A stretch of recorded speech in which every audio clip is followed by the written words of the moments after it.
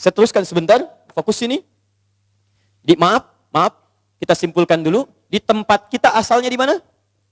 Di surga. Kalau bumi itu sementara atau abadi? Sementara. Tugasnya apa? Mencari bekal sebagai khalifah untuk pulang ke rumah kita di surga. Paham?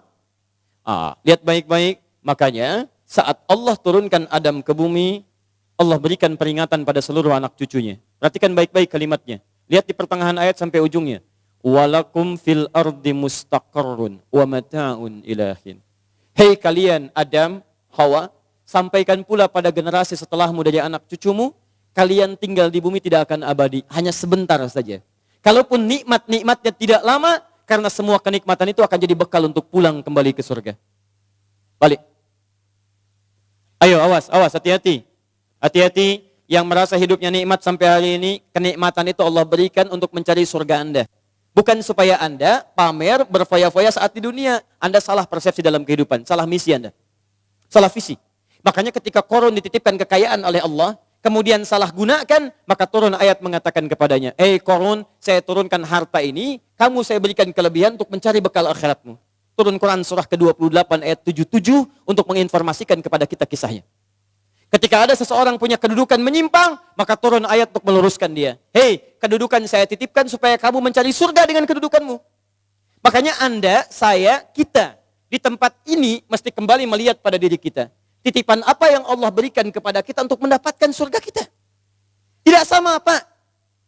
Anda jangan ukur kemuliaan dari satu masa tertentu atau keunggulan tertentu. Ada yang dititipkan pengetahuan, dengan ilmu itu dia dapatkan surganya.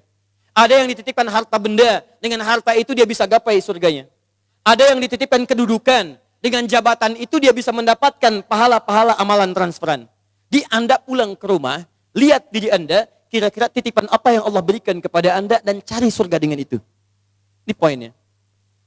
Baik, secara singkat, Adam, Hawa turun ke bumi dengan bekal ini, lalu diberikan petunjuk supaya tidak lalai dalam kehidupan. Petunjuknya di Quran surah kedua ayat 38. Setiap berganti generasi keturunan Adam, maka petunjuk diperbarui, dilengkapi sesuai dengan kebutuhan umatnya. Cepat, saya tutup yang ini.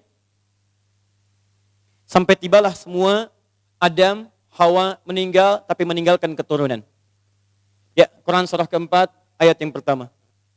Ya ayyuhan nas. Hei manusia, kalimatnya sudah menggunakan nas. Kalau disebutkan nas, berarti menunjuk manusia dalam bentuk komunitasnya. Saya ulang, kalau disebutkan kalimat nas, itu menunjuk manusia dalam bentuk komunitas yang banyak. Ya ayyuhan nas ittaqu rabbakumul ladzi khalaqakum min nafsin wahidah, Adam. Wa khalaqa minha zawjaha, Hawa. Wa batha minhuma rijalan katsiran wa nisaa, kita keturunan Adam sampai dengan kiamat. Singkatnya ayat ini ingin mengatakan, setelah Adam meninggal, Allah Subhanahu wa taala kemudian menghadirkan keturunan dari generasi Adam dan Hawa. Mereka menyebar, jumlahnya cukup banyak, dan maaf, terdiri dari laki-laki dan perempuan. Muncul Quran surah 49 ayat 13 untuk menegaskan. Ya ayyuhan nasu, hei manusia, inna khalaqnakum min dzakarin wa untha. Kami ciptakan kalian dari laki-laki dan perempuan. Wa ja'alnakum syu'uban wa qabail. Dan kami tempatkan kalian di tempat-tempat yang berbeda, komunitas yang tidak sama, dan suku-suku yang tidak sama. Ayat ini ingin menegaskan setelah Adam meninggal selesai, maka yang meneruskan fungsi sebagai khalifah, keturunan-keturunan yang menyebar di setiap tempat yang berbeda-beda.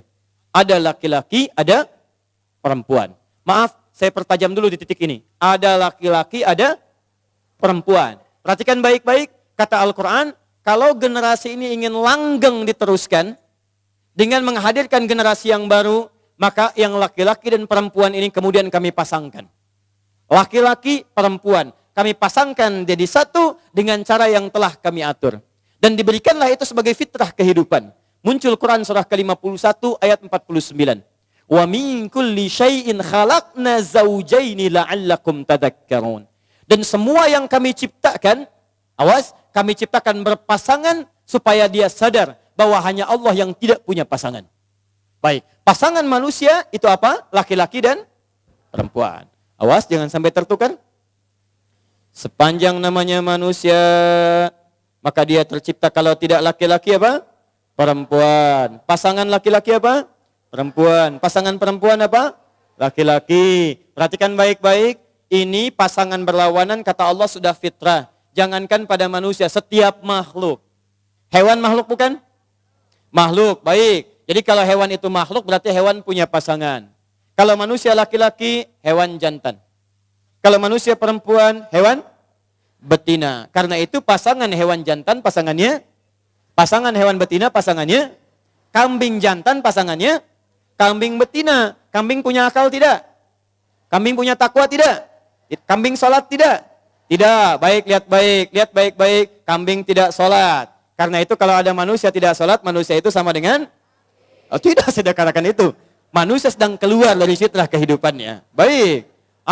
Kambing punya takwa tidak?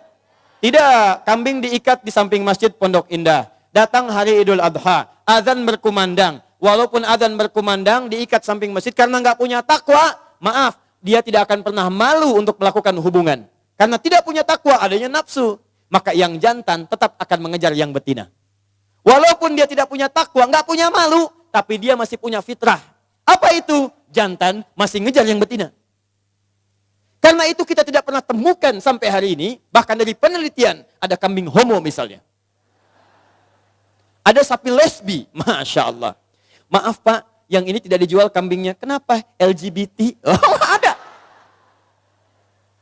Anda nggak akan pernah temukan.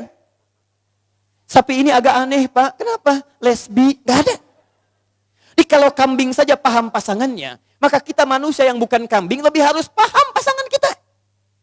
Kalau sapi tahu pasangannya, maka kita yang bukan sapi harus mengerti pasangan kita. Jadi kalau ada manusia kemudian salah dengan pasangannya, laki-laki nyari pasangannya laki-laki lagi, perempuan nyari pasangannya perempuan lagi, dia sama dengan, jangan katakan karena kambing tahu pasangannya. Dia lebih daripada kambing. Karena kambing mengerti pasangannya, sapi tahu pasangannya. Ada yang salah dalam kehidupannya. Ya, saya cepat. Kemudian kalau ingin bersatu ini diatur bagaimana cara berpasangan. Ini cara ta'arufnya, kemudian ini pasangannya, ini untuk memberikan maharnya, ini pernikahannya, sampai fase kehamilan. Ya, saya lompat ke sini. Karena waktu saya tinggal 20 menit lagi. Untuk memberikan penjelasan, sisanya kita tanya jawab. Ya. Bismillah. Ayo, kita agak cepat, kita belum ketemu 40 tahun. Ya, ini baru turun ke bumi.